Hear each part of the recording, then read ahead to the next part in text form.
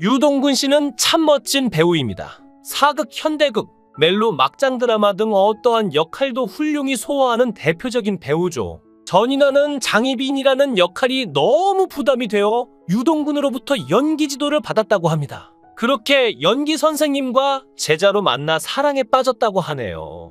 연예계 인고 부부 유동근, 전인화의 남다른 러브스토리는 사람들의 부러움을 사고 있는데요. 하지만 실제 인간 유동근의 삶은 그렇게 행복하지 못했습니다.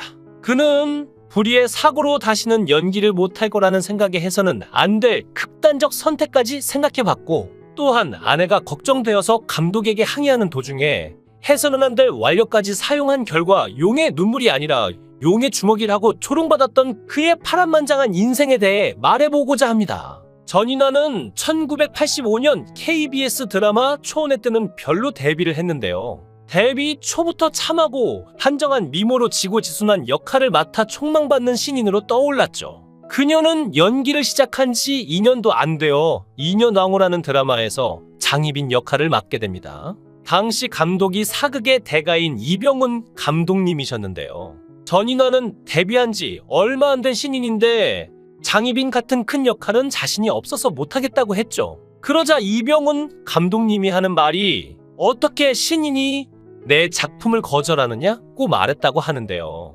그래서 어쩔 수 없이 전인화는 울며 겨자 먹기로 장희빈 역할을 맡게 됩니다. 그러나 새내기 연기자에게는 아무래도 너무 벅찬 역할이었죠. 그래서 그녀는 장희빈 역을 잘하기 위해 연기 선생님을 구하게 됩니다. 장군의 딸로 유명한 김을동 씨가 유동근을 추천했다고 하는데요. 두 사람은 사극 연기 선생님과 제자로 만나게 되었고 정말 빡세게 연기 지도를 받게 됩니다. 유동근은 엄격한 선생님이었다고 하는데요. 칭찬도 야박했고 항상 단점을 알려주며 혹독하게 연기 지도를 했죠. 또한 유동근은 전인화에게 한밤중에 냉면을 사오라고 시키기도 하고 제대로 군기를 잡았다고 하는데요. 그런데 아이러니하게도 그런 츤데레 같은 모습에 전인화가 반하게 됩니다. 당시 전인화는 모태솔로였고 나이트장이나 미팅도 한 번도 해본 적 없었다고 하는데요. 그렇게 유동근은 1년간 사극 연기 지도를 해줬고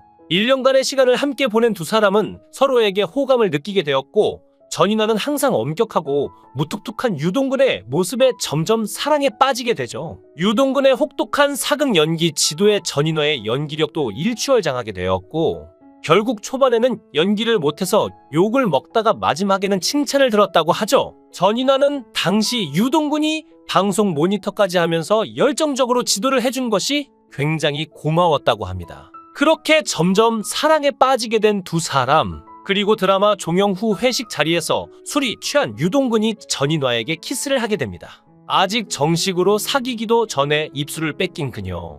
당시 정말 순수했던 전인화는 입술을 뺏겼으니 결혼을 해야겠다라고 생각을 했다고 하는데요. 그러나 갑자기 유동근에게서 연락이 뚝 끊기고 말죠. 입술까지 뺏긴 전인화는 당황하게 됩니다. 유동근이 갑자기 연락을 끊은 사유는 이랬습니다.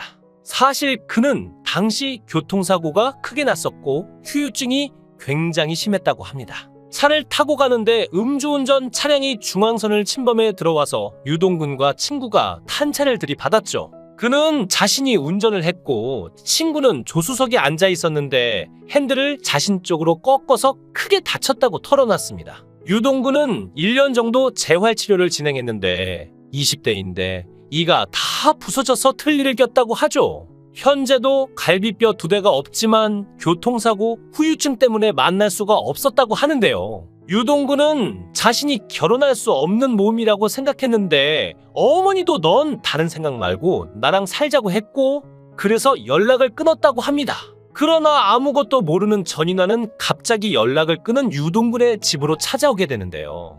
그는 자고 있느라 틀니를 소독약에 담궈놨는데 그걸 본 전인화는 그제서야 그가 많이 아프다는 걸 알게 되었고 아무런 말 없이 동근을 껴안고 울 수밖에 없었죠. 1988년 그렇게 두 사람은 사귀게 되었고 사귄 지 1년여 만인 1989년 결혼을 하게 됩니다. 당시 전인화는 굉장히 촉망받는 신인 여배우였고 얼굴도 예뻤기에 왜 9살이나 많은 유동근과 결혼하냐고 많은 사람들이 의아해했다고 하는데요. 그 후 전인아는 한결같이 남편의 곁을 지켰고 성치 않은 몸을 끌어안아 주었죠. 전인아는 처음엔 유동근이 이렇게 심각할 줄은 몰랐다. 그냥 사고 났다는 말만 주변 사람들에게 전해 들었다. 유동근이 턱뼈에 쇠를 넣는 대수술을 2번 했다. 찾아가서 얼굴을 보는데 퉁퉁 부어있더라. 유동근은 결혼한 후에도 전신 마취 수술을 20번 했다고 안타까워했습니다. 사랑하기 때문에 이겨냈던 시간들.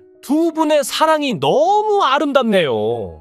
유동근과 전인아는 30년이 넘은 결혼 생활에도 연예계 대표적인 인고 부부로 유명한데 전인아 씨가 촬영 중일 때는 커피차를 보내 부부금슬을 확실하게 보여주기도 한다는데요. 그러나 이런 그에게도 흑역사가 있는데 아내인 전인아가 출연 중이던 드라마 왕과 나의 책임 프로듀서와 조연출을 폭행한 적이 있었죠. 본인이 주장하는 폭행 이유는 대본이 쪽대본 형식으로 너무 늦게 나와 촬영이 길어지면서 아내의 몸이 안 좋은 상태라서 배려해줄 것을 부탁하는 와중에 제작진이 들어주기는커녕 오히려 도저히 이해할 수 없는 태도를 보였고 막장스러울 정도의 쪽대본 때문에 불만이 많은 상태였다고 합니다. 정황을 따져보면 왕과 나 촬영 당시 쪽대본 그리고 이런저런 사유 때문에 그날따라 몸도 아픈 상태이던 아내 전인아가 너무 힘들어서 눈물까지 흘리는 바람에 유동근 씨가 화가 나서 따지러 간 것 같은데요. 본인 주장에 따르면 아내가 걱정되어서 항의하는 와중에도 책임 프로듀서가 희죽거리며 웃고 있었다고 합니다. 자기 자신도 연기자이기 때문에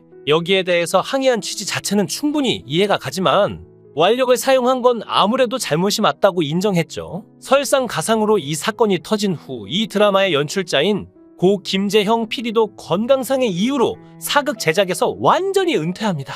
그리고 이걸 보고 온라인 상에선 용의 주먹이라며 조롱하는 반응도 있었는데요. 이 바람에 SBS 드라마는 언제 다시 나올 수 있을지 기약이 없는 상태였다가 아테나 전쟁의 여신의 NTS 국장 권용관 역으로 출연이 확정되면서 4년 만에 SBS 드라마로 컴백하게 되었죠. 자신의 커리어 중 가장 압도적인 흑역사로 일컬어지는 연개소문도 SBS 작품인 것도 그렇고 여러모로 SBS와는 악연인 듯합니다. 대중은 유동근을 왕전문 배우로 기억하는데 군주 역할을 많이 맡았기도 하고 특유의 후덜덜한 발성이 강렬한 카리스마를 각인시키는 탓도 있죠. 비슷하게 카리스마형 배우로 유명한 김영철이 야인시대와 태조 왕근에서의 귀청이 떨어질 듯 쩌렁쩌렁한 호통으로 유명하다면 유동근은 마치 호랑이가 낮게 으르렁거리다가 포효하는 듯한 절로 오금을 저리게 하는 초저주파 타입의 호통인데요. 사자후라는 말이 누구보다 잘 어울리는 배우고 그야말로 전설입니다.